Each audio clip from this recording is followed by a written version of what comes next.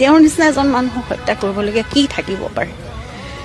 চবটো খুলি সম্পূৰ্ণ নিজক উদঙাই সকলোখিনি দেখোন দিয়ে আছিল মানুহজনে।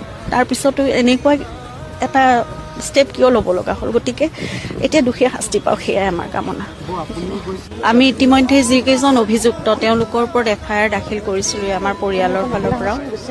গতিকে যেনেকৈ আমি আশা কৰিছিলোঁ সেইমতে তদন্তৰ কাৰ্যখিনি সম্পাদন হৈছে। সেইকাৰণে আশা কৰা মতে হোৱাৰ কাৰণে আমাৰ ভাল লাগিছে আৰু খুব মানে বহুত কষ্ট কৰি তদন্তকাৰী দলটোৱে গোটেইখিনি SIT এইখিনি ইমান দিন ধৰি কৰিলে। গতিকে আমি তেওঁলোককো ধন্যবাদ জনাইছোঁ আৰু ৰাইজে আশা কৰা মতেই সেইখিনি ফল ওলাইছে।